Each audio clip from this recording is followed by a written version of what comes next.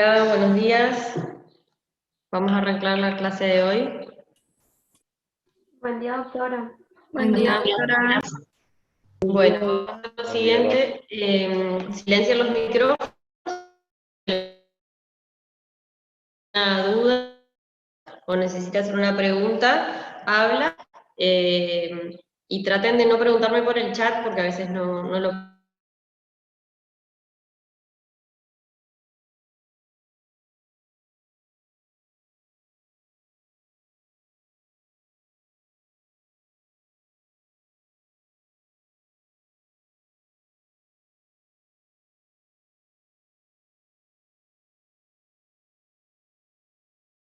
Puntos claves a tener en cuenta para evaluar al paciente. Estamos, si bien a todo paciente que evaluamos le hacemos el examen neurológico en sí es bastante largo, tiene muchos pasos. No significa que a todos los pacientes les hacemos este examen neurológico, sino que acá vamos a repasar todas las partes que tiene o que debe tener el examen neurológico, ¿sí? Si un paciente viene por una patología neurológica específicamente, en ese caso sí nos detallamos en repasar bien y en hacer específicamente el examen neurológico. Yo le voy a ir diciendo qué partes se hacen siempre y qué partes son en determinadas patologías. Bueno, lo que es el sistema nervioso, como para repaso, sistema de percepción, pensamiento, va a supervisar todo el organismo. La función principal que tenemos es la sensitiva, motora, y después la parte integradora, que viene a ser lo que es de la memoria y el pensamiento. Lo dividimos, sistema nervioso central y el sistema nervioso periférico, que incluye todo lo que son los nervios periféricos, los pares craneales, y a su vez la división en lo que es simpático y sistema parasimpático. ¿Cómo va a ser el enfoque neurológico que tenemos que hacer cuando evaluamos a un paciente? La anamnesis, eso como en todo examen físico. Lo que tenemos que hacer es interrogar al paciente, ¿sí? Interrogar, que ahora vamos a ver específicamente cuáles son las preguntas hacia el examen neurológico. El examen físico, que como les dije, hacemos el examen general y el examen neurológico específico. Y dentro de los exámenes complementarios que podemos evaluar para patologías neurológicas tenemos función lumbar, tenemos imágenes, que puede ser tomografía, puede ser resonancia, puede ser ecografía Doppler, puede ser angiografía. Después están los exámenes eléctricos, que va a incluir el electroencefalograma, los potenciales evocados y la electromiografía. Y siempre que hacemos nuestro diagnóstico del paciente, tenemos que tener en cuenta 3 puntos. El diagnóstico neurológico tiene 3 puntos: sindromático, anatómico y etiológico. Es decir, que si un paciente viene, por ejemplo, por una ACV, tenemos que decir qué síndrome es, cuál es la región anatómica dentro del sistema neurológico afectada y cuál es la etiología de esa patología o la posible etiología. Dentro de la anamnesis, lo que evaluamos son trastornos de la conciencia o pseudopercepciones, que pueden ser por alteraciones anatómicas, pueden ser por drogas, pueden ser por traumatismos, ¿sí? Alteraciones de la memoria, del juicio y de la conducta, es decir, si el paciente está lúcido, si el paciente es colaborador. Estados de ansiedad, depresión, apatía o excitación que pueda tener el paciente. Alteraciones en el lenguaje, que puede ser por una alteración motora, es decir, que el paciente no pueda hablar, o alteraciones porque el paciente no pueda comprender lo que le decimos o no pueda expresarse, ¿sí? Ahí hay cosas que son diferentes. Por eso es importante, dentro del diagnóstico, evaluar la topografía o la región anatómica que le provoca ese síndrome. Después evaluamos si tiene convulsiones, si tiene cefaleas, puede ser dolores o parestesias, alteraciones en la visión, hipoacusias, vértigo, alteraciones en el movimiento, en el equilibrio o en la coordinación, puede haber alteraciones para tragar, puede haber náuseas o vómitos, puede haber alteración en el control de esfínteres. Cualquiera de esas cosas debemos evaluar la parte neurológica. ¿Qué vamos a preguntar en el paciente? El perfil temporal, es decir, hace cuánto empezó el síntoma, o sea, su tiempo de evolución, si fue agudo, si fue progresando, si es algo que viene, digamos, en forma crónica, si tiene una localización específica, si se modifica el carácter que tiene, si es como hormigueo, si es calambre, si puede mover, si pierde la fuerza, la intensidad que tiene, si tiene algún síntoma asociado, por ejemplo, si tiene parestesias o si tiene hormigueos y a la vez tiene cefaleas, o si tiene cefaleas y a su vez tiene alteración en la visión. Factores precipitantes, factores que alivien o factores que agraven la situación, ¿sí? Si consumió algún fármaco, si consumió alguna droga, si hubo algún traumatismo, o datos importantes si hay antecedentes familiares, antecedentes personales o antecedentes familiares, y factores sociales que puedan haber desencadenado ese cuadro. Factores, en cuanto decimos factores sociales, incluye, como dice acá, el estilo de vida, el trabajo. No es lo mismo un paciente que viene con, por ejemplo, dolor lumbar y parestesias en el miembro inferior y nos dice que su actividad laboral es en una oficina, a un paciente que venga con los mismos síntomas y su trabajo requiere de esfuerzo físico, ¿sí? Hay algunos factores que pueden ser desencadenados mismo por la actividad diaria. Por eso es importante recabar bien en los síntomas y en la evolución. Y como les decía, el diagnóstico final tiene los 3 puntos, lo que es sindromático, lo que es topográfico y lo que es etiológico. Cuando decimos sindromático, vamos a decir los signos y síntomas que van a resultar, que digamos, el síndrome son los signos y síntomas que presenta el paciente. ¿Qué puede ser? Puede ser un sistema que esté comprometido, si por ejemplo el sistema piramidal, en una ACV, el sistema piramidal solo está comprometido. Pueden ser varios sistemas que estén comprometidos y tienen una manifestación única, como ser por ejemplo una convulsión, es decir, que voy a tener un sistema meningio que está alterado, puedo tener la parte de la circulación alterada, entonces ahí van diferentes sistemas que se afectan y puedo tener un compromiso simultáneo de varios sistemas, ¿sí? Por eso es importante definir el síndrome. En cuanto al anatómico, es establecer la localización dentro del sistema nervioso central que está afectado. Si es el sistema nervioso central o si es el sistema nervioso periférico, y dentro del periférico, si son los pares craneales o si es la parte de los nervios radiculares, si es sensitivo o si es motor a su vez. Y en cuanto a lo etiológico, es decir, cuál de las etiologías o cuáles son las posibles etiologías que van a alterar o que van a provocar ese síndrome. Por ejemplo, vamos a hacer un ejemplo así de síndrome.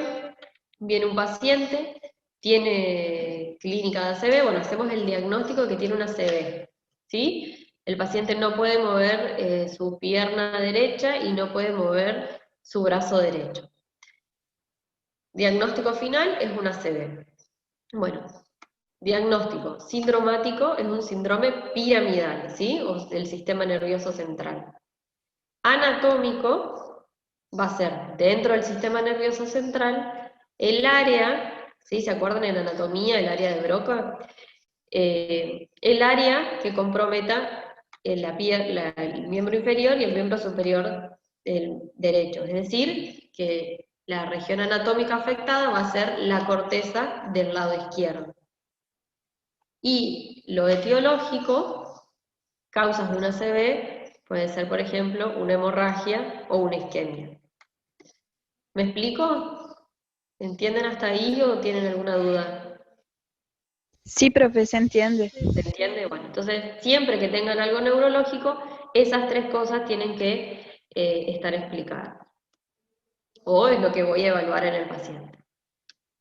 Dentro de lo que es el examen físico-neurológico, tiene un orden sistemático, ¿sí? Siempre empezamos, obviamente, miramos al paciente que ingresa al consultorio o que ingresa a la guardia, porque con mirarlo, si ingresa caminando, ya podemos evaluar lo que es la marcha, lo que es la movilidad, y después empezamos con el examen mental, ¿sí? Hay algunas patologías neurológicas que con preguntarle al paciente cómo se llama, cuántos años tiene, dónde vive, ya nos damos cuenta si hay alguna alteración mental. Entonces, primero evaluamos al paciente, cómo ingresa, si tiene alguna alteración en la marcha, o si es un paciente que lo veo y está en la camilla directamente, si tiene alguna de las extremidades, por ejemplo, flexionadas, si tiene algún movimiento anormal, si está convulsionando. Después del examen mental, y después, bueno, lo que es la conducta durante la evaluación del paciente. Vamos a evaluar, entonces, la actitud, las fases y la marcha, eso solo con mirarlo, ya lo puedo ir evaluando. El examen mental que le vamos a preguntar al paciente, cosas básicas, nombre, edad, la fecha del día, el domicilio donde vive. Después pasamos a la evaluación de los pares craneales, después seguimos con lo que es el examen motor, lo que es, que ahora vamos a ver, movilidad, reflejos, tono y trofismo de las extremidades, el examen del cerebelo, que vamos a evaluar la ataxia y la apraxia, evaluamos después la sensibilidad y por último los signos meningiosos, si los presenta o no. Lo que es el examen mental, evaluamos la conciencia y la atención del paciente, la memoria, la capacidad de abstraerse, después lo que son las funciones encefálicas, el lenguaje, la agnosia, la apraxia, el estado de humor, si tiene pseudopercepciones o si tiene delirios. ¿Cómo hago todo esto que veo acá? Como les decía recién, le pregunto al paciente su nombre, su edad, si sabe qué fecha estamos, o su domicilio. Con eso ya evalúo si el paciente está orientado, si está atento. Obviamente en un paciente que está vigil, si es un paciente que está somnoliento o que está en estado obnubilado o coma, tenemos otro examen. La memoria, preguntándole datos, ¿sí? Su número de documento, puedo preguntar, por ejemplo, fechas determinadas, no sé, qué pasa, no sé, el 25 de diciembre, o algunas fechas que son como muy reconocidas si el paciente tiene memoria o memoria de localizaciones específicas, por ejemplo, no sé, a dónde queda, entre qué calle y qué calle queda, no sé, en Santo Tomé, la Plaza San Martín, o en qué calle queda la facultad, cosas de memoria.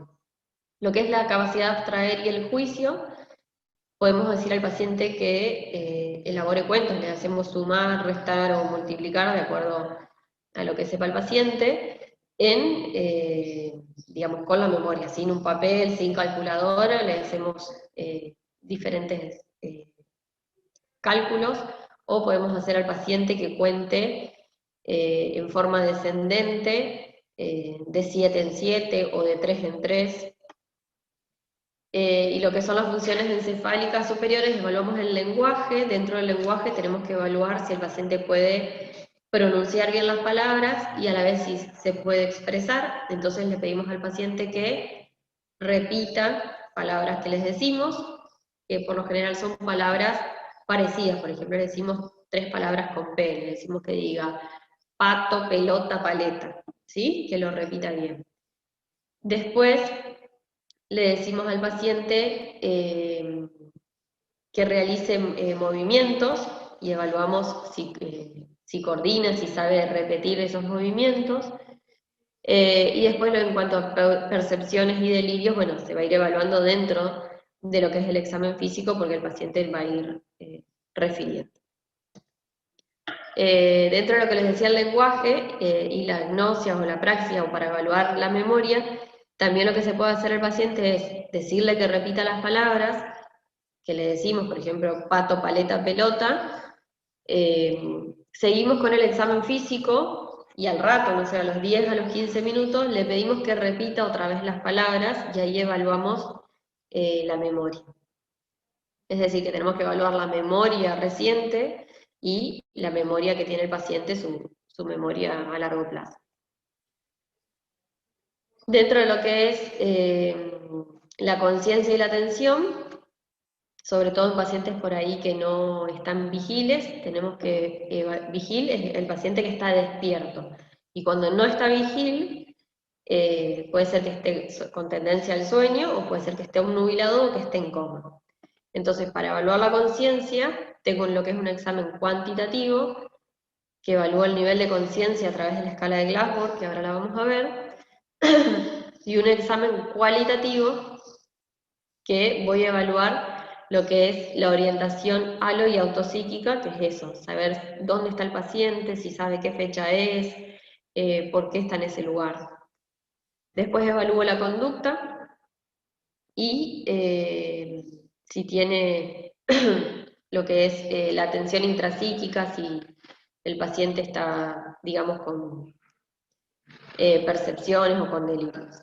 En la escala de Glasgow, que esto digamos, se hace siempre que un paciente no está vigil, o pacientes que tienen traumatismo craneal, que es para evaluar la conciencia. La escala cuenta con 15 puntos. Si el paciente tiene menos de 8 puntos, decimos que es un paciente que está en coma. Y nos va a decir el estado de conciencia. Lo más despierto se llama vigil, o lo más alerta se llama vigil. Después puede estar obnubilado, y después hay distintas etapas hasta llegar al coma. El paciente que está confuso, o sea, el paciente vigil es el que responde. El paciente que está confuso es el que tiene respuestas inadecuadas a las preguntas que le hacemos, o que tiene problemas de atención y de memoria. ¿Sí? Por ahí se acuerda el nombre, pero no sabe qué fecha es. El paciente que está con letargo es el paciente que está somnoliento, y el paciente que le estamos hablando y tiende a dormirse. El paciente que tiene delirio son pacientes que tienen disminuida la atención, que suelen estar excitados, ¿sí? Con una excitación psicomotriz, y que tienen una alteración o un trastorno de la percepción. Suelen ser pacientes que tienen o traumatismos graves, o pacientes que están bajo efectos de alguna droga, ¿sí? Que tienen percepciones de que los están siguiendo. Son pacientes que llegan a la guardia y están como acelerados o excitados y tienen percepción alterada. El paciente que está estuporoso es el paciente que está despierto por periodos cortos, o que se despierta solamente ante algún tipo de estímulo, que puede ser un estímulo verbal o puede ser un estímulo doloroso. Y siempre va a responder solo frente a los estímulos. Es decir, que si nosotros no hacemos nada, el paciente tiende a dormirse, y solo lo podemos despertar con alguno de estos estímulos. Y el paciente que está en coma es el paciente que no está ni despierto, obviamente que no está orientado, no responde a los estímulos que le hacemos, y puede tener posturas diferentes, que se llaman posturas de descerebración o de corticación, frente a los estímulos que le apliquemos. La escala de Glasgow, como le dije, tiene el puntaje. Lo que hacemos es evaluar la respuesta motora, la respuesta verbal y la respuesta ocular. De acuerdo al puntaje que tiene, hacemos la suma. Si tiene menos de 8, decimos que el paciente está en coma. Y lo que se evalúa es, en cuanto a lo motor, le pedimos al paciente que, por ejemplo, que levante una mano. Si obedece a órdenes, tiene el puntaje más alto. Si el paciente no está vigil, ¿sí? Está, por ejemplo, en un estado o somnolencia o nubilado, lo que hacemos es evaluar si localiza estímulos dolorosos. Es decir, es un paciente que está dormido y yo pellizco la mano, y la respuesta que debe tener el paciente es localizar o tratar de sacar el estímulo. Un grado menos es el paciente que evita el estímulo. Es decir, que en vez de buscar para retirar el estímulo doloroso, lo que hace es sacar correr el miembro al que se está estimulando. Es decir, yo pellizco y en vez de tratar de sacar el estímulo, retira el miembro. Y después, los grados de decorticación o de cerebración va a ser cuando flexiona, ¿sí? Yo aplico un estímulo doloroso, por ejemplo, en el brazo, y lo que hace el paciente es flexionar el miembro, y el grado de decorticación lo que hace es extender el miembro. Y la última respuesta ya sería que no tenga respuesta motora ante el estímulo. Es decir, que lo que evalúa la respuesta motora es qué estímulo tiene el paciente frente a una orden simple, y en el caso de que no siga órdenes simples, evalúo con un estímulo doloroso, si localiza, si retira o si flexiona o extiende el miembro estimulado. Y en el caso obviamente que no tenga respuesta, va un punto. Lo que es la respuesta verbal, evalúo si le hago una pregunta al paciente y evalúo si está orientado, si está confuso o desorientado, ¿sí? Por ejemplo, le pregunto, ¿usted sabe qué día es hoy? Nos dice 30 de septiembre 2021. Si está desorientado, puede decir que está, no sé, en el 10 de septiembre, en el 10 de octubre, pero otro tipo de respuesta, si bien está cerca de la respuesta, está desorientado. Un grado menor es que el paciente no pueda, no responda a nuestra pregunta, ¿sí? O que diga cualquier respuesta, que no tenga nada que ver con la pregunta. El puntaje menor es que diga palabras que no son legibles o que no son entendibles, ¿sí? Que solo haga sonidos. Y la menor respuesta es que no hable. Y dentro de lo que es la apertura ocular, que es el tercer punto que se evalúa, es si abre los ojos espontáneamente, si lo hace solo con la orden al pedido de que abra los ojos, si lo hace con un estímulo doloroso o si directamente no abre los ojos. ¿Está? Acá me preguntan qué significa que tenga un Glasgow de 3. Glasgow de 3 es el mínimo puntaje que puede tener un paciente, y es un paciente que está, obviamente que va a estar en coma. Dijimos que menos de 8, ya decimos que está en coma. Por lo general son pacientes que por ahí están en estado más de tipo vegetativo, porque si tiene 3 puntos de Glasgow significa que no tiene respuesta motora, por más de que yo le genere un dolor, no, o sea, no flexiona ni extiende, digamos, como que no hay conexión entre el estímulo y el sistema nervioso central, no tiene respuesta verbal y no tiene apertura palpebral, ¿sí? Es el menor estado de que tiene la conciencia, ¿sí? Es el mínimo. Por lo general, los pacientes que están en estado vegetal tienen el Glasgow en 3. ¿Alguna otra pregunta? ¿Se entiende hasta acá? Profe, ¿Sí? La puede escala ser de más... Glasgow no es que la usamos siempre, o sea, si el paciente viene a la consulta hablando, no vamos a hacer un Glasgow. La escala de Glasgow se hace sobre todo a los pacientes que tienen un traumatismo o pacientes que están somnolientos y tengo que evaluar cuál es el estado de su conciencia. Si es un paciente que habla y que entra caminando al consultorio, no voy a hacer todo esto. ¿Sí? Es más que nada para saber el estado de conciencia y si ese paciente está en coma o no. ¿Preguntas? Seguimos. El Glasgow puede ser más bajo si yo utilizo aún lo examen pupilar, ¿no? ¿Podés repetir? El Glasgow puede ser más bajo si yo utilizo también el examen pupilar, ¿no? Pues, no, sabes que no alcanzo a oírte. El puntaje mínimo que tiene el Glasgow es 3. Menos que eso no existe. No sé si me preguntabas eso. A ver.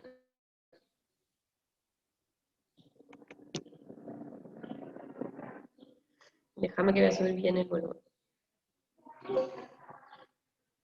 ¿Podés repetir tu pregunta? Si yo utilizo o exame pupilar en lo Glasgow, yo no voy a restar más 1 o 2 puntos en este examen. No, el No sé si examen me pupilar no tiene que ver con el Glasgow. ¿Sí? El Glasgow es para evaluar la conciencia del paciente. El examen pupilar evalúa otra cosa. No, no se mezcla acá.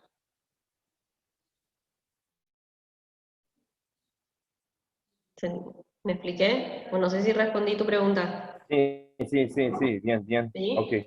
Yo puedo tener un paciente con alteración, por ejemplo, intoxicado por monóxido de carbono o por el consumo de alguna droga, donde sus pupilas estén alteradas y los reflejos pupilares estén alterados, pero no significa, o sea, no entra en la escala de Glasgow, porque no estoy evaluando la conciencia, ahí estás evaluando la corteza directamente. ¿Está?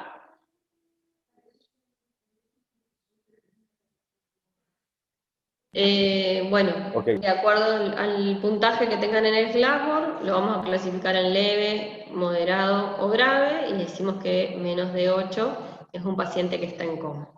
Y el menor puntaje que tiene que tener el Glasgow no es 0, sino es 3. Eso acuérdense porque es una pregunta que se hace frecuente. El menor puntaje nunca es 0 porque siempre el menor puntaje por cada punto de evaluar es 1. Bien, eso es lo que hablamos de la conciencia. Dentro del examen motor, ¿quedó alguna duda de ahí, de Glasgow? Doctora, cuando un paciente no viene ubicado en tiempo y espacio, ¿qué hago primero? ¿Tomo los signos vitales? Sí, siempre los signos vitales van antes del examen neurológico. Siempre. Y lo otro que deberías evaluar si tu paciente, o sea, si el paciente está lúcido, evaluar si tiene alguna patología de base, por ejemplo, si es diabético y demás, porque otra cosa que puede alterar el estado de la conciencia es la hipoglucemia. Bueno, y después hay muchas causas, pero lo primero que deberías evaluar es sus signos vitales, si es diabético, evaluar su glucemia, o si es un paciente, siempre evaluar la glucemia, y después, obviamente, el consumo de drogas, consumo de fármacos, etc. Pero los vitales van primero. Uno, digamos, como decimos, cuando entra a la consulta, evaluamos el global del paciente. Pero el estado de conciencia, que es esto lo que dijimos, haciéndole las preguntas de nombre y demás, van después de los signos vitales. Bien, entonces lo que es la conciencia, evaluamos lo que dijimos del paciente, mediante distintas preguntas, le podemos que realice órdenes, evaluamos el lenguaje, evaluamos la memoria, y después, si el paciente no está vigil, hacemos la escala de Glasgow. Dentro de lo que es el examen motor, tenemos que evaluar, en cuanto a la inspección, si el paciente tiene movimientos involuntarios, si tiene fasciculaciones, si hay hipertrofias o hipotrofias en alguno de los miembros. Después vamos a palpar las distintas extremidades y vamos a evaluar si tiene dolor, si tiene, digamos, como empastamiento de las articulaciones o a la movilidad. Evaluamos lo que es la movilidad activa voluntaria, le pedimos al paciente que movilice los miembros ante la orden, es decir, evaluamos miembros superiores, miembros inferiores, y evaluamos la fuerza, la amplitud y, por así decir, si presenta o no dificultades para realizar un movimiento. Y obviamente si tiene dolor al realizarlo. ¿Qué podemos encontrar cuando le decimos al paciente levante los brazos o levante las piernas? Podemos encontrar paresias, que son movimientos débiles, es decir, pérdida de la fuerza. Podemos encontrar parálisis, que es imposibilidad de realizar el movimiento. Y en algunos casos podemos encontrar lo que se llama impotencia funcional, que esto hay que saber diferenciar bien. Impotencia funcional es imposibilidad de realizar el movimiento, debido a una lesión o alguna patología en el componente osteomuscular, ¿sí? No en la parte neurológica. Un paciente puede venir sin poder levantar el brazo derecho porque tiene un problema neurológico, ¿sí? Una patología neurológica periférica, o puede tener fracturado la articulación del hombro, ¿sí? Eso es diferente. Una cosa es parálisis y otra cosa es impotencia funcional. Dentro de la movilidad activa voluntaria le decimos al paciente levante la mano, levante el brazo. Podemos encontrar hemiplejías, de acuerdo al grupo de extremidades que comprometa, hemiplejías, monoplejías, que va a ser un solo miembro, paraplejías, ambos miembros inferiores, ambos miembros superiores, diplegia o cuadriplejía, ¿sí? Eso es de acuerdo al compromiso que presenta la enfermedad. Los signos de paresia, o sea, o cómo voy a evaluar la fuerza en los miembros superiores. Teníamos la maniobra, esto se van a acordar de Semio, si no repasan, está la maniobra de Mingazzini y la maniobra de Barré. En una le pedimos al paciente que sostenga, extienda y eleve los miembros superiores. Evaluamos si alguno tiene menor fuerza, si cae o si directamente no lo mueve. Y en la maniobra de Barré lo hacemos, evaluamos la fuerza que tiene para separar los dedos, siempre con los brazos extendidos, y evaluamos las manos. Repasen bien todas las maniobras, porque esto sí es fácil de hacerlo al paciente. ¿Sí? El paciente sentado le decimos levante los brazos, cierre los ojos, y ahí evaluamos si alguno de los miembros se cae o no moviliza, y después con las manos. ¿Qué les iba a decir de acá? Y lo otro que se hace en el examen neurológico, por lo general cuando hacemos un examen neurológico más detallado, es ponerle puntaje, ¿sí? En neuro hay una escala de puntaje de la fuerza del 1 al 5. 5 es que está normal, que digamos que tiene la fuerza, y 0 sería la parálisis. Entonces, de acuerdo al grado de parálisis, o sea, si tiene parálisis o si tiene algún tipo de paresia, tiene una escala del 1 al 5. Supongamos que nuestro paciente tiene una parálisis en el miembro superior derecho, lo que vamos a decir es que ante el examen de Mingazzini tiene fuerza de 5 en el brazo izquierdo porque lo moviliza perfecto, y el brazo derecho tiene 0 puntos, ¿sí? Porque no lo moviliza. Si nuestro paciente tuviese una paresia, podemos decir que tiene puntaje de 4, de 3 o de 2, de acuerdo a la fuerza que tenga para sostener el miembro extendido. Lo mismo se hace en la escala de puntaje con los miembros inferiores. Para evaluar la fuerza y movimiento de los miembros inferiores teníamos la maniobra de Mingazzini y la maniobra de Barré para miembros inferiores. En una el paciente en decúbito ventral y en otra en decúbito dorsal, le hacemos flexionar y sostener las piernas. Esto es de Semio, repasan bien cómo se hace la maniobra. ¿Dudas o preguntas hasta acá? Seguimos.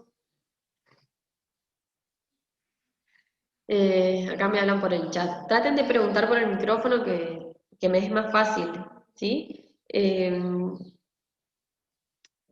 Preguntan si un paciente es mudo, si no habla, ¿qué se hace con la respuesta verbal o si se evalúa de otra manera? La respuesta verbal, lo que nosotros evaluamos en la respuesta verbal es, por un lado, si el paciente habla, lo que es la fonética, ¿sí? De la palabra, y después si comprende lo que le decimos y si puede decir lo que él quiere expresar.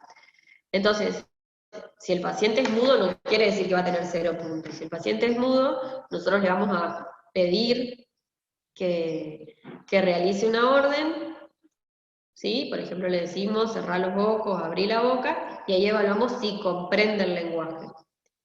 Y si el paciente es mudo, le vamos a hacer una pregunta y le vamos a pedir que escriba su respuesta, ¿sí? Entonces ahí vamos a evaluar también sí puede expresarse. Es decir, que hay algunas otras, o sea, hay otra forma de comunicarnos, no porque sea mudo va a llevar 0 puntos. ¿Sí? Ahí lo que no vamos a evaluar es, por ejemplo, si tuviese disartria, que es la parte fonética o la parte motora del habla, no la vamos a evaluar, pero sí evaluamos la comprensión del lenguaje. Acuérdense, Doctora, sí, ¿sería lo mismo para el paciente que esté intubado en terapia, por ejemplo? el paciente que está intubado ya sabemos que no va a hablar, ¿sí? Si está intubado, está inconsciente, está en coma, no va a responder a nuestras órdenes. O sea, ya va a estar más abajo de 8. ¿Sí? No hay ningún paciente que esté despierto intubado. ¿Está? Lo que les decía, repasen de lo que es el lenguaje, por ahí de anatomía o de fisio. Acuérdense que el lenguaje tenía varias áreas en el cerebro. Tiene lo que es la parte motora, ¿sí? Que estaba en el área frontal, y después tiene un área que estaba lo que se llamaba el área de Broca y el área de Wernicke, que esos estaban encargados de la comprensión y de la expresión del lenguaje, ¿sí? ¿Por qué les digo que es importante repasar? Porque si un paciente tiene una ACV y afecta al área frontal, ¿sí? Por ahí ese paciente tenga dificultad para hablar, pero su comprensión y su expresión del lenguaje están conservadas, ¿sí? Es decir, que el paciente se puede comunicar escribiendo en el teléfono o escribiendo en un papel de forma normal. Lo que no puede es pronunciar las palabras. Y al revés, hay pacientes que tienen una ACV en el área de la comprensión del lenguaje, en el área de Wernicke o de Broca, y lo que tienen alterado es la comprensión del lenguaje. Entonces son pacientes que hablan sin comprender lo que dicen o no pueden decir lo que quieren decir. ¿Está? Por eso es importante recordar esa parte de anatomía y de las áreas del cerebro, digamos, para eso sirve. Es decir, que si mi paciente tiene una ACV en la región frontal, lo que voy a tener alterado es el habla, la parte motora del habla, pero, o sea, el hablar, pero la comprensión del lenguaje puede ser normal. Por ahí sería lo mismo que pasa en un paciente que es mudo. No voy a poder evaluar esa parte, pero sí puedo evaluar la comprensión o la expresión. ¿Se entiende? Seguimos. Estábamos entonces en la evaluación de la fuerza, del tono de la parte motora, miembro superior, miembro inferior. Tenemos las dos maniobras y lo que les decía es que según la fuerza que tenga el paciente le podemos poner un puntaje. Que es un puntaje, digamos, universal que usan los neurólogos. Dentro de lo que son las parálisis, tenemos dos tipos de parálisis. ¿Alguien se acuerda de esto?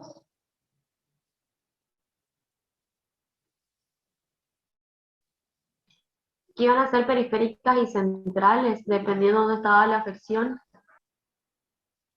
Perfecto, lo tienen ahí anotado. La parálisis puede ser central o periférica, de acuerdo al origen de la lesión. ¿Cómo voy a saber yo si mi paciente tiene una parálisis, por ejemplo, en el miembro superior, y es central o periférico? Dependiendo del tiempo de evolución, una es espástica y la otra es flácida. Perfecto. ¿Qué más? Si afectaba el músculo frontal, digamos. Eso no sé cómo sería. ¿Cómo decís eso? En la central me parece que era más tipo de un lado y la periférica se afectaba a todo, hasta el músculo, digamos, el Bien, músculo bien. superior. Bien, de acuerdo al lugar al compromiso muscular que genere. Es decir, que nosotros con el examen físico de un paciente podemos saber si tiene una parálisis de origen central o de origen periférico. ¿Qué tenemos que evaluar? Los reflejos osteotendinosos, que ahora vamos a ver cuáles usamos, los reflejos cutáneos o los reflejos superficiales, el signo de Babinski, el tono muscular que tiene el paciente, si presenta atrofias, si presenta alteración de los esfínteres, como decían recién, si es polimuscular o si es monomuscular, o sea, mononeuromuscular, y si tiene o no movimientos asociados. Mediante esos datos semiológicos voy a poder hacer la diferencia. Cuando la parálisis es de origen central, los reflejos osteotendinosos están aumentados, están exaltados. El clásico que hacemos es el de la rótula o el de Aquiles. Entonces yo voy a realizar la maniobra para evaluar el tendón rotuliano y lo que voy a encontrar es una hiperreflexia, ¿sí? Mientras que si fuese periférica, es decir, si la lesión está ahí, el reflejo va a estar disminuido o abolido directamente. Los reflejos cutáneos van a estar abolidos en lo que es en la patología central. El Babinski va a ser positivo. Van a tener un tipo de hipertonía que se llama en navaja, ¿sí? Hay distintos nombres, en la de tipo central se llama navaja, quiere decir, esto se van a acordar de semio, que tiene una rigidez para realizar, cuando yo le hago la movilidad pasiva, encuentro una rigidez al iniciar el movimiento y después el miembro cae o se moviliza más fácil. Bueno, atrofia puede haber de acuerdo al tiempo de evolución, suelen estar comprometidos los esfínteres, es polimuscular, la de tipo central nunca va a afectar a un músculo, sino que afecta al grupo de músculos, y suele tener movimientos asociados, ¿sí? Del lado que está paralizado, es decir, movimientos involuntarios en ese miembro. Lo contrario va a ocurrir si la parálisis es de origen periférico. Dentro de lo que son las hemiplejías, ¿qué tipos de hemiplejías conocen? Las piramidales y las extrapiramidales. ¿Qué más? ¿Cómo más podemos clasificarlas?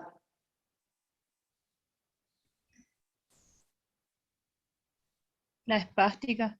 Bien, puedo tener una hemiplejía que sea flácida, es decir, que el miembro esté blandito, o puede ser una hemiplejía donde el miembro esté contraído. Lo mismo, con la semiología puedo hacer el diagnóstico. Las hemiplejías de tipo flácida suelen tener parálisis facial central, compromiso de ambos ojos, puede haber afectación de la lengua. La parálisis, lo que es braquial y crural, es completa, el tono muscular va a estar disminuido, por eso es flácida, los reflejos superficiales no van a estar, o sea, van a estar abolidos o van a estar disminuidos, los profundos van a estar disminuidos y el Babinski es positivo.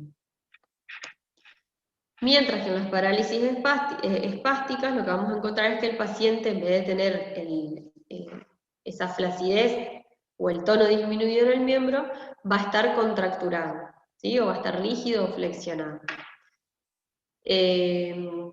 Lo que va a ser la semiología, lo que es a nivel de la cara, va a tener los pliegues acentuados por la contractura, el miembro superior suele estar flexionado, el miembro inferior extendido, pero siempre rígido. Suele haber más compromiso del miembro superior.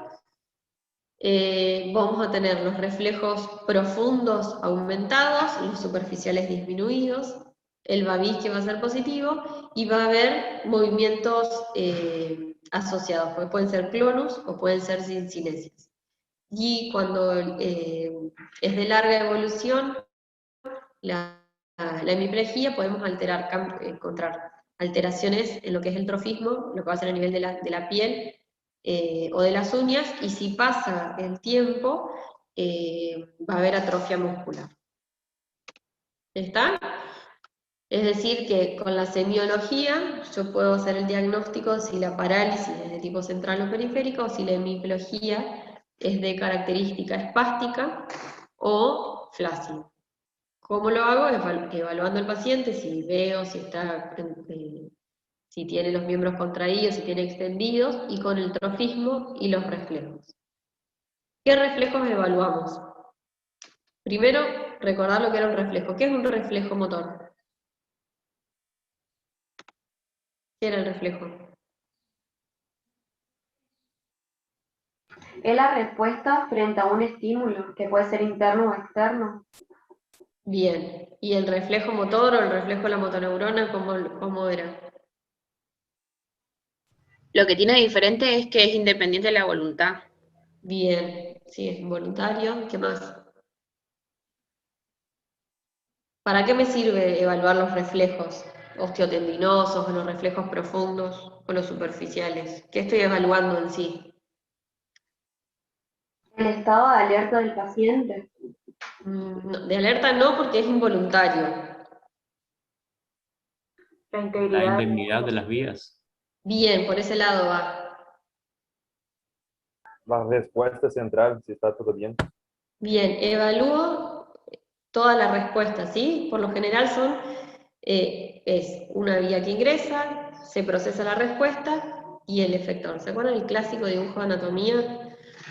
Tengo el estímulo frente al receptor, vía aferente, se procesa en la médula, en el cordón posterior, cordón anterior, la vía eferente y músculo efector. Es decir, que evalúo la indemnidad del sistema o evalúo el arco reflejo. Para eso me sirven evaluar los reflejos. Teníamos reflejos superficiales y reflejos profundos. Los profundos son los osteotendinosos. Decimos que lo que evalúa es la respuesta motora o secretora, que es independiente de la voluntad, mediante un estímulo. Bueno, son superficiales, los profundos, hay reflejos de automatismo y hay reflejos de postura y actitud. El arco reflejo que lo vimos recién. Los osteotendinosos lo vamos a hacer al percutir o al estimular un tendón o hueso en puntos determinados. Y lo que evaluamos de ese reflejo, primero si está presente o no, la amplitud que tiene, es decir, si está pero está disminuido o si está pero está exagerado, la zona reflexógena, es decir, si yo estimulo una zona cercana o periférica al punto específico y provoca el estímulo, la respuesta del estímulo, si es policinético, es decir, si yo dejo de aplicar el estímulo y la respuesta sigue, y la difusión o si los músculos que se estimulan responden o responden algunos músculos periféricos.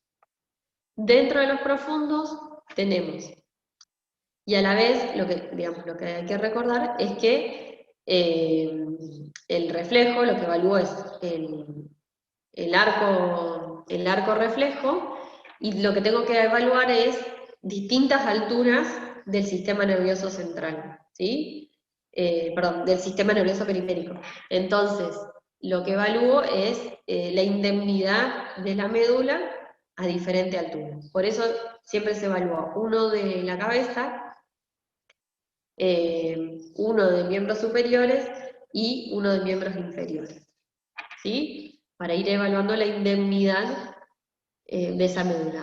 De lo que es par craneal, evaluamos el macetero, eso repasan bien de semio, cómo era cómo es la maniobra. Lo que se hacía era estimular con dolor o con presión a nivel del mentón, y lo que provoca es que el paciente mueva así, o que mueva la boca, que baje, que abra que abra la boca. Después tenemos el reflejo patelar y después tenemos el aquiliano. Dentro de esos reflejos hay más para evaluar distintas alturas, pero son los clásicos: el macetero, el patelar y el aquiliano. Entonces estoy evaluando par craneal, estoy evaluando región lumbar y estoy evaluando región sacra. Y lo que es miembro superior, que sería para evaluar la médula más arriba, tenemos a nivel de C6 el estilo radial, el bicipital y el tricipital. Con eso evalúo lo que es entre 5 y 8. ¿Qué vamos a evaluar de los reflejos? La maniobra la repasan porque la vieron en semia. Lo que hablamos de los reflejos, como dijimos, es si estaban aumentados o disminuidos. Podemos encontrar hiperreflexias, podemos encontrar clonus, clonus van a ser contracciones involuntarias, rítmicas, que se provocan por extensión brusca de diferentes tendones. Es decir, que yo provoco, hago la maniobra para realizar la evaluación de un reflejo, por ejemplo, golpeo en el tendón de la rótula, y la respuesta normal sería que se extienda el miembro inferior. Lo que voy a encontrar cuando tengo clonus es que también encuentro movimientos en el pie o en la rótula, puedo encontrar, perdón, movimientos en músculos de la región, ¿sí? Que no son estimulados por ese reflejo. Lo puedo evaluar en el pie, lo puedo evaluar en la rótula o lo puedo evaluar en la mano. Es decir, yo estimulo y encuentro movimientos extra, por así decir, a la zona estimulada. Y las incinesias son movimientos involuntarios que voy a encontrar cuando yo realizo otro movimiento. ¿Sí? Es decir, a ver, el clonus lo encuentro más que nada cuando yo estimulo el músculo, ¿sí? Porque es por una contracción más de tipo brusca de los tendones. Por eso lo voy a encontrar cuando evalúo un reflejo. Las incinesias son movimientos involuntarios que se producen con los movimientos voluntarios que se hacen de forma consciente. Bueno, y nos van a orientar a que si hay una lesión a nivel piramidal. ¿Pero se entiende la diferencia de clonus y cincinesias?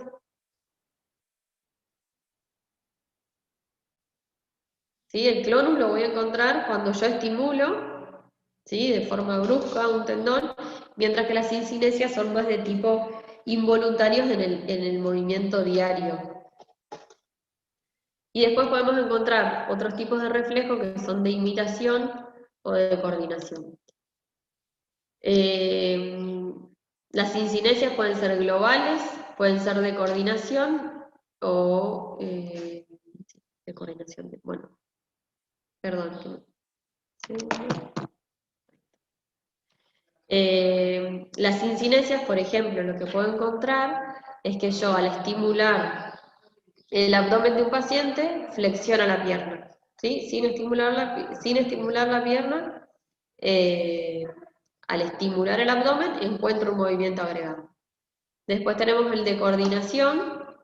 El paciente le pedimos que extienda miembros inferiores y tiende a flexionar, o pacientes que, digamos, incidentes de coordinación en cuanto a la posición. Todas estas son maniobras que se hacen, se repasen viendo el libro de semiología, que se hacen o que encontramos más que nada cuando hay alteración a nivel central, ¿sí? del sistema piramidal. Y lo que son los reflejos superficiales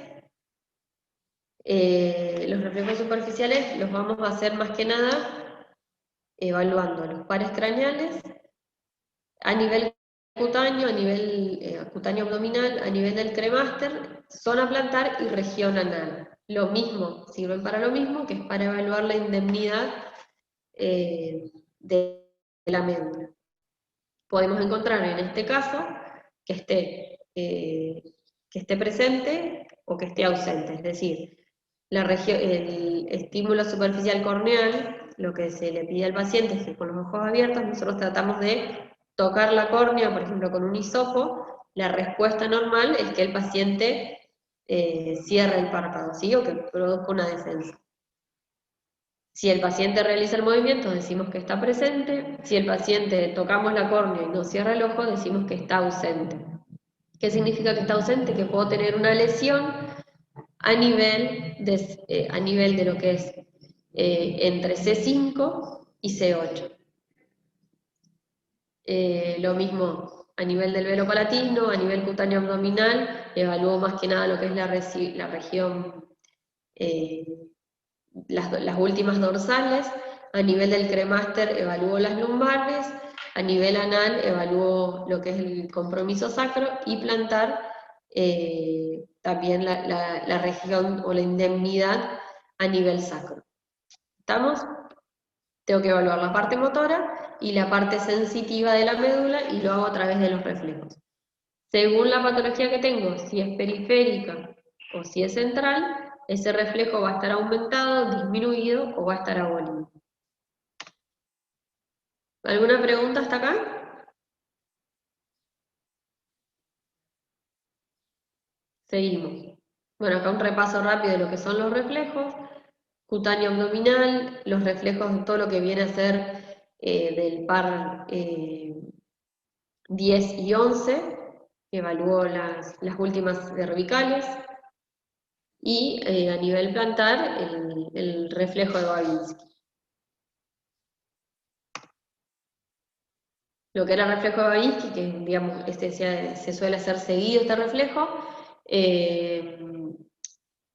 al hacer la maniobra de Babinski sobre la región plantar se estimula, se evalúa la indemnidad y la respuesta normal es que el paciente flexione los dedos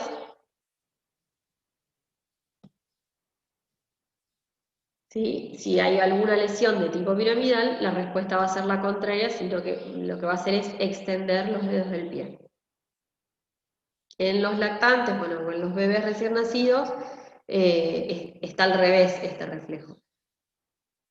Y después, dentro de lo que es Babinski, hay reflejos sucedáneos, es decir, reflejos que puedo provocar o que puedo evaluar la región, la misma región, sin hacer el de Babinski, por ejemplo. Si tengo un paciente que tiene, no le puedo realizar el Babinski porque tiene una quemadura en la planta, porque tiene, no sé, una fractura, porque no se puede tocar el pie, hay otros reflejos que me van a evaluar también esa región, que se llaman reflejos sucedáneos.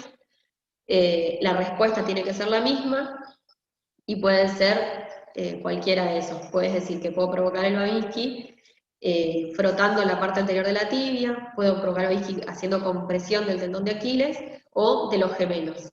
Esos tipos, los reflejos sucedáneos se usan más que nada cuando no puedo realizar la estimulación a nivel plantar. Y dentro de los reflejos tenemos los reflejos de automatismo, que los reflejos de automatismo en pacientes sin patología no están, es decir, que cuando aparezcan van a ser patológicos, y significa que hay una interrupción o algún tipo de alteración a nivel medular, es decir, que el arco reflejo está alterado. Pueden ser los fenómenos de cortadores, fenómenos de alargadores, y después hay otro que se llama el max reflex, el Coller y la eyaculación. Es decir, creo que estaban explicados, no. Cuando yo estimulo al paciente, cuando le provoco el reflejo, flexiona o extiende todo el miembro, y en algunos casos, al provocar el estímulo, se logra el paciente eyacula, ¿sí? Siempre que aparezcan este tipo de reflejos, me va a hablar de que hay una patología a nivel medular.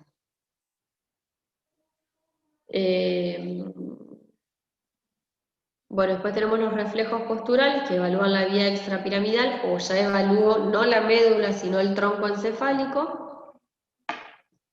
Y después reflejos arcaicos, que si están presentes también me hablan de que hay una patología, es decir, que no tienen que estar, son reflejos que están cuando nacemos, y con la maduración del sistema nervioso van desapareciendo. Por eso se los llama reflejos arcaicos, que es el reflejo de succión, el reflejo de hociqueo, el palmo mentoniano. Son todos esos reflejos que se hacen o que se evalúan cuando nace el bebé, y que a medida que el sistema nervioso madura, van desapareciendo. ¿Está?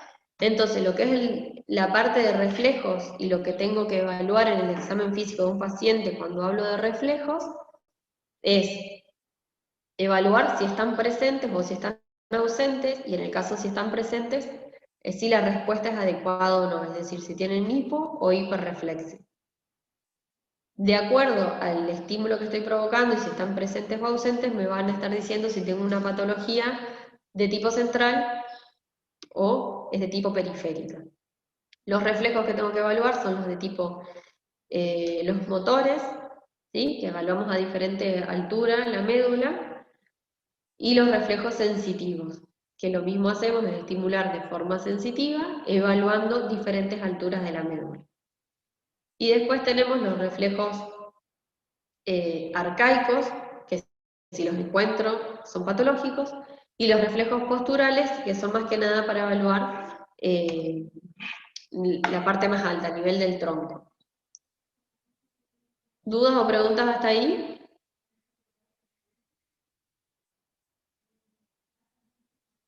Bien. ¿Pasamos a tono o quedó alguna duda?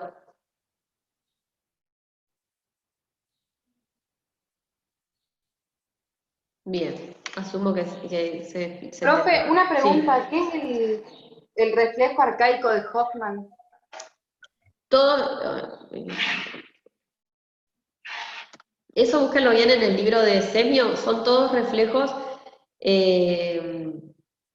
que van desapareciendo. El de succión es el para comer, el de los siqueos cuando se estimula los labios del bebé que tiende a succionar o con la nariz, y el de Hoffman me parece que es a nivel de la cara también, ¿sí? No me acuerdo, es el del palmo mentoniano, es el típico que se estimula y cierran. El de Hoffman me parece que era a nivel cutáneo de la cara, se estimula y tiene que provocar la sonrisa, la movilidad. Eso busquen bien los nombres, pero son reflejos que no están presentes en los adultos. ¿Y hasta qué edad son normales, doctora? ¿Qué? ¿Hasta qué edad son normales los reflejos arcaicos? No, solo en el lactante. Van desapareciendo a medida antes del año, ya desaparecen. Acá alguien puso el de Hoffman, es la flexión brusca de la falange distal del dedo. Está. Bien. No es el Hoffman, no es el que les decía. Acá pusieron la definición bien, es también a nivel de las manos, es como el palmo mentoniano. ¿Sí? Y evaluamos a nivel piramidal si hay irritación o no con la flexión o extensión de las falanges. ¿Seguimos? Bueno, pasamos a tono, que es el otro punto que tenemos que evaluar dentro del examen físico-neurológico. Es decir, que evaluamos la conciencia, evaluamos la movilidad de los miembros, evaluamos el reflejo, y ahora vamos a evaluar el tono. El tono es el estado de tensión que tienen los músculos, ¿sí? Es decir, que puede estar hipertónico, que va a estar rígido, que va a estar flexionado, o puede estar hipotónico.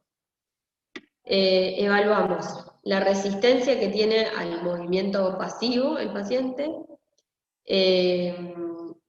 la movilidad que tenga, la resistencia que tiene para movilizarlo, la resistencia que tiene ante los movimientos pasivos, y la extensión máxima que pueda tener. ¿Qué podemos encontrar en estos pacientes? ¿Sí? El tono dijimos que era el estado de contractura que tenga el músculo. Puede estar hipertónico o puede estar hipotónico. Y dentro de estar hipertónico, podemos decir que la hipertonía es de origen piramidal, ¿sí? Es decir, es de origen central, o es de origen extrapiramidal. ¿Cómo vamos a ver esto? A través de la semiología. Cuando el compromiso es de tipo piramidal, y evaluamos el tono del paciente, ¿sí? Que tiene hipertonía, tenemos una resistencia inicial, pero después una leve disminución. Es decir, yo tengo un paciente que tiene hipertonía, tiene el mismo flexionado, está rígido, cuando tiendo a movilizarlo encuentro una ligera tensión, pero después el movimiento es más fácil. ¿Sí? Es lo que se llama el signo de la navaja positivo. ¿Qué más? Bueno, suele ser de tipo distal, afecta a grupos musculares, los reflejos profundos van a estar comprometidos en hiperreflexia, la hipertonía aumenta con el movimiento y cede con el reposo, y después lo que tiene también como otro dato es que tienen el signo de negro, que es negativo. El signo de negro era, no sé si se acuerdan, en la parálisis facial, cuando le pedimos al paciente que mire hacia arriba, El signo de negro es que desvía la mirada, ¿sí? En este caso el signo de negro es negativo. Cuando el compromiso es extrapiramidal, es decir, que la lesión no es a nivel central, la hipertonía va a tener una resistencia pareja, es decir, que voy a presentar resistencia durante todo el movimiento, diferente del otro que era una resistencia solo al inicio. No va a tener el signo de navaja, va a estar el signo de negro, cede con el movimiento la hipertonía y se exagera con el reposo, es decir, que es al revés, compromete regiones proximales y los reflejos profundos van a ser normales. ¿Sí? Todos esos signos semiológicos que uno evalúa y que puede encontrar en el paciente nos permiten o nos van a llevar a hacer el diagnóstico. Bueno, causas de hipertonía, a nivel central tengo tumores, tengo esclerosis, tengo ACV, y a nivel extrapiramidal, ¿sí? Tengo lo que puede ser el Parkinson, la enfermedad de Wilson o algún núcleo que esté afectado. ¿Se entiende la diferencia? ¿Sí? ¿No? O sea, ¿qué es lo importante de acá? Semiología. ¿Sí? Tengo que saber las maniobras y saber qué afección tienen, si el compromiso es de tipo piramidal o es de tipo extrapiramidal de alguna región, de algún núcleo. De acuerdo a eso, donde está la región, es como voy a encontrar el tono del paciente. Otras alteraciones que puedo encontrar en el tono del paciente, así como dijimos la hipertonía, que puede ser de tipo piramidal o extrapiramidal, podemos encontrar hipotonía, distonía, es que alterne, paratonía, miotonía o asterixis.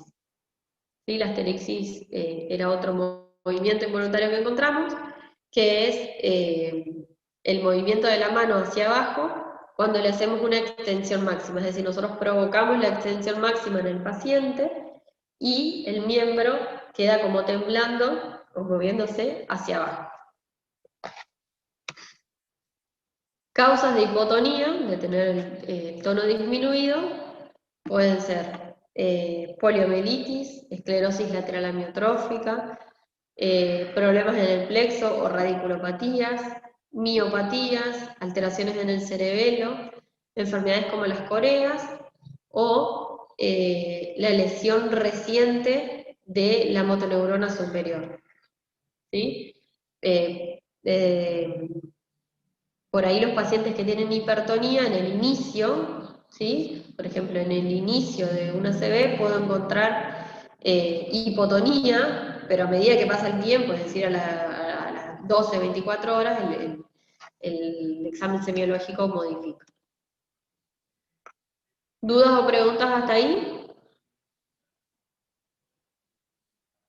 Es decir, que dentro del examen físico seguimos evaluando los reflejos, después evaluamos el tono. El tono era la contractura muscular que tiene el músculo, puede estar aumentado o disminuido, le llamamos hiper o hipotonía.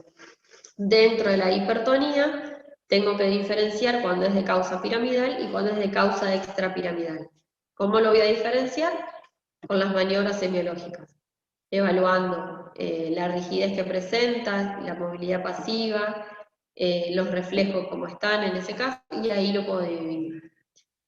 El paso siguiente a evaluar en el examen neurológico es el trofismo.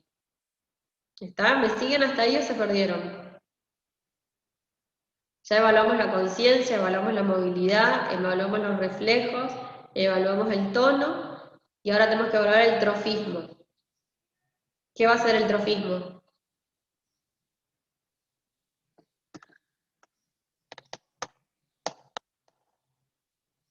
Sería como el crecimiento del músculo. Más o menos. Su nutrición, su desarrollo. Es el estado en el que está el músculo, ¿sí? La vitalidad, por así decir, del músculo. Un trofismo disminuido es un paciente, por ejemplo, que tiene poca masa muscular, y paciente con el trofismo conservado, un paciente que su masa muscular o la vitalidad de todos los tejidos que comprometen al miembro están bien. A la inspección tengo que ver desde la piel, ¿sí? Sí, piel y fanero, o sea, cómo está la piel, cómo están las uñas, si tiene vello, el volumen, si tiene relieve muscular, es decir, si puedo ver los grupos musculares o si el paciente tiene un trofismo disminuido y directamente es piel y hueso, y si presenta fasciculaciones. Tengo que palpar y evaluar, digamos, la consistencia, y lo que hacemos también es medir, usar el perímetro muscular. Esto se hace sobre todo en pacientes que tienen parálisis, ¿sí? Sabemos que los pacientes que tienen parálisis, si uno no rehabilita, la masa o el trofismo se va perdiendo, ¿sí? Entonces, ¿de qué me sirve medir el perímetro muscular? Es para evaluar el trofismo, es decir, saber si esa masa muscular se conserva o se pierde. Bueno, en algún caso puede aumentar.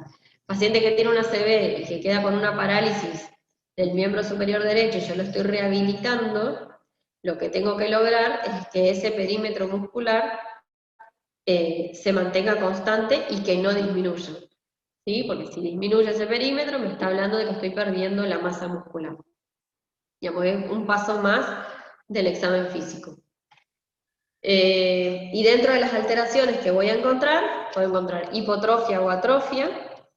Esto pasa sobre todo en pacientes que tienen, que no movilizan algún miembro o pacientes que están postrados. Puedo encontrar hipertrofia. Y puedo encontrar en algunos casos lo que se llama mioquimia, que es la contractura muscular asincrónica de algún grupo muscular, que por lo general son los de la boca o los del ojo.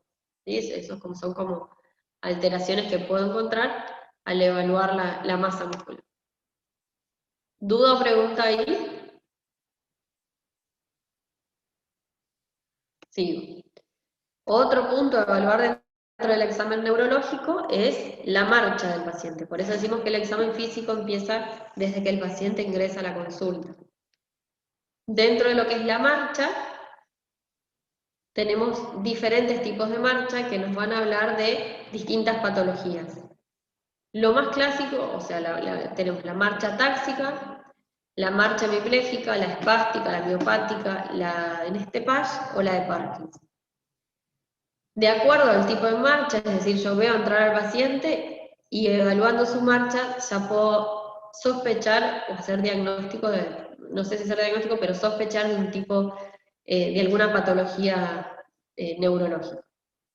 Tenemos la marcha táxica, que es la marcha, esto lo van a ver bien después, lo que es ataxia en cerebelo, es la marcha incoordinada, ¿sí? O la marcha descoordinada, que puede ser de tipo tabética, pues tabética es decir que afecta al cordón medular posterior, puede ser de tipo cerebelosa o puede ser de origen vestibular. De acuerdo a si afecta al cordón medular posterior, si afecta al cerebelo o afecta en la región vestibular, dentro de la ataxia tiene sus características. Es decir, dijimos que atáxica era una marcha incoordinada. La tabética, como no tiene, como está alterado el cordón posterior de la médula, es decir, que no tiene el estímulo, está alterada la parte sensitiva, es decir, que la propiocepción está alterado, que esto puede pasar, por ejemplo, en pacientes que tienen sífilis, ¿sí? En las etapas crónicas que se afecta el cordón medular posterior, tienen alterada la propiocepción, es decir, que son pacientes que van a caminar en forma descoordinada y a la vez el apoyar del pie es diferente a una caminata normal. Caminan apoyando todo el pie, ¿sí? Como no tienen sensibilidad y no pueden, la propiocepción está alterada y no saben, por así decir, a la altura o dónde está el piso, caminan como pisando huevos, se podría decir, ¿sí? Caminan apoyando bien toda la planta del pie. La marcha cerebelosa o la marcha del borracho o del ebrio, que es el paciente que camina todo descoordinado, y la marcha vestibular, que también es una de tipo atáxica, que se da cuando hay alteración en el conducto auditivo interno, y camina como desviándose hacia el lado que tiene afectado el conducto auditivo externo, ¿sí? O sea, si tengo alteración en vestibular izquierda, el paciente va a caminar descoordinado y siempre inclinándose o dirigiéndose hacia la izquierda. Lo que es la marcha hemipléjica es el paciente que tiene una plejía en el miembro inferior, es decir, que ese paciente, como no puede mover, ni flexionar, ni extender la pierna, lo que hace es caminar, pero elevando la cadera, ¿sí? Es el paciente que moviliza y eleva directamente la cadera y el miembro inferior queda extendido. Camina movilizando, o sea, levantando la cadera y el miembro inferior no lo moviliza, queda rígido.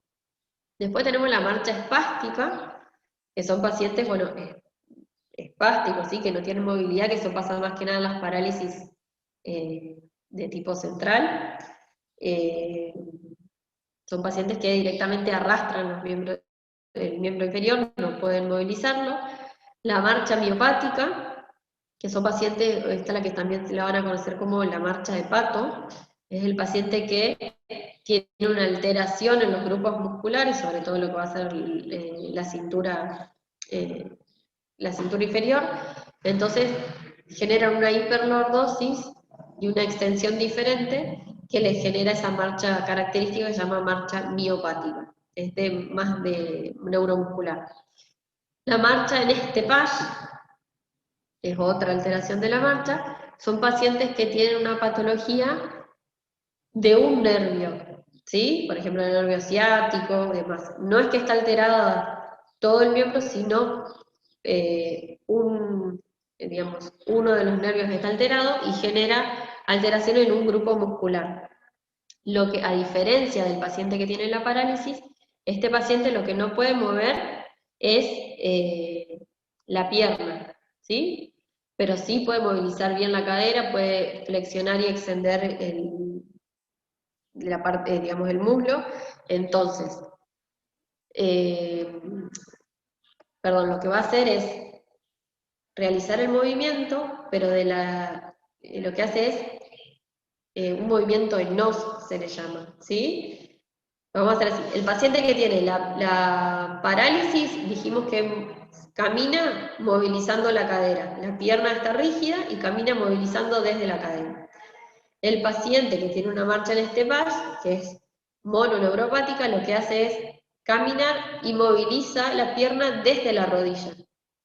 ¿Sí? Es lo que se llama también marcha en os. El paciente moviliza, pero el miembro inferior hace como un movimiento circular desde la rodilla para poder levantar el pie. Y la marcha parkinsoniana, es la marcha característica del síndrome de Parkinson, que es con el paciente tiene una inclinación hacia adelante del tronco y realiza pasos cortitos, tiene un inicio más lento y después es como que no puede frenar, ¿sí? Es una marcha que ustedes ven al paciente entrar o ven al paciente caminando y directamente ya saben que tiene esa patología, ¿sí? Entonces tenemos la marcha normal y después lo que podemos encontrar son alteraciones en la ataxia de los movimientos de la caminata, que ahí tengo que diferenciar si es por vestibular, si es por cerebelo o si es por sensitivo. Después marchas por plejías, marchas espásticas, que sería por parálisis, marchas por alteración muscular, que serían las miopáticas, por nervios periféricos, que serían las marchas en Estepage, y después la extrapiramidal, que sería la marcha parkinsoniana. ¿Se entendió ahí? ¿Alguna pregunta?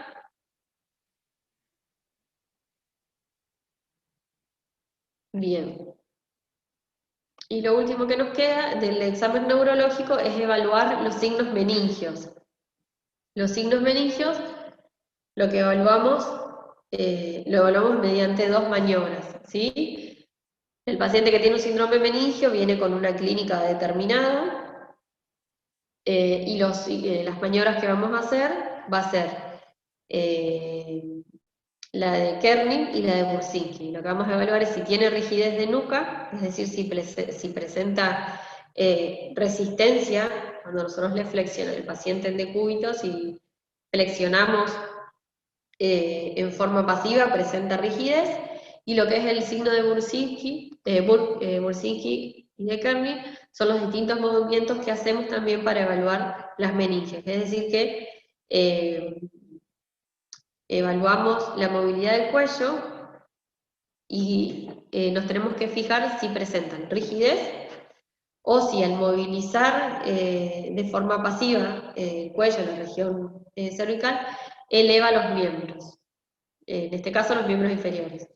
Eso nos va a hablar de que hay una alteración o una inflamación de las meninges. Son como movimientos de protección que se hacen para el dolor, ¿sí? Son como movimientos reflejos para evitar el dolor. El clásico es evaluar si presenta o no rigidez de nuca. El de Bursinski es con el paciente en decúbito, flexionamos de forma pasiva el cuello y lo que va a hacer es elevar las rodillas. Y el de Kernig, el paciente con la pierna flexionada, lo que tratamos de hacer es extender la pierna y lo que vamos a notar es que eleva el otro miembro o presenta resistencia. ¿Dudas o preguntas hasta ahí? Un montón de datos les dije. Se entendió perfecto, profe. Se entendió, bueno. La idea del examen neurológico que se lleven era, digamos, primero que tienen que repasar un poco de anatomía, las áreas del cerebro, qué es piramidal, qué es extrapiramidal, los pares craneales, los nervios radiculares, su origen. Y después, digamos, una vez que sé la anatomía, la fisiología, las alteraciones que puedo encontrar a nivel neurológico. Y el examen neurológico, como dijimos, tiene todos unos pasos determinados que son los que vimos. Primero evaluamos la conciencia, la parte motora, dentro de lo motor la movilidad, el tono, el trofismo, los reflejos. Después tengo que evaluar la parte sensitiva, que lo van a ver en otra clase. Evalúo la marcha, evalúo la presencia o no de signos meningios, y después nos queda evaluar lo que es el cerebelo, que lo van a tener en otra clase. Pero ese es el orden más o menos que se sigue al hacer el examen neurológico. Es decir, cuando ustedes están con un paciente, vamos a ver, no sé, por ejemplo, un paciente que clásico paciente, un paciente con una ACV, ¿sí? Ustedes tienen que evaluar primero el estado de conciencia, si está despierto, es decir, si está vigil, o si no está vigil, hago la escala de Glasgow. Evalúan el lenguaje, la comprensión del paciente, y después hacen toda la parte del examen físico. Dentro del examen físico, si presenta plejías o si presenta parálisis, para diferenciar si son de tipo central, si son de tipo periférico, tengo que saber cómo es el examen neurológico normal, es decir, cómo tienen que estar los reflejos, cómo tiene que estar el tono, y si hay o no algún signo característico o que me diferencie si es central o periférico, o si es piramidal o extrapiramidal. ¿Estamos? Es más que nada aprender el orden, este es el orden en el que les quería decir, aprender el orden para hacer el examen físico y repasar más que nada semiología. ¿Está? Y siempre, obviamente, dentro de cuando evaluamos al paciente, hacer bien la anamnesis. De la anamnesis, preguntar el tiempo de evolución, todo lo que vimos recién. Factores desencadenantes, si algún fármaco, si hubo algún traumatismo, tiempo de evolución, si hay antecedentes en la familia, si hay antecedentes personales, etc. Pero bueno, el examen neurológico, a diferencia de los otros sistemas, tiene muchos pasos y cada paso tiene su punto específico. ¿Está? ¿Dudas, preguntas? Nada, tienen que ir a repasar bastante. Sí, hay que repasar desde anatomía, fisiología, semiología. Es bastante lo que hay que repasar para neuro. ¿Alguna pregunta? No, profe. Bueno, si no, terminamos acá y la clase próxima vamos a evaluar, vamos a hacer evaluación de los pares craneales, ¿sí? Así que vayan repasando anatomía y semio de pares craneales, porque es lo que vamos a ver en la clase próxima, o sea, sería la parte del examen físico de pares craneales.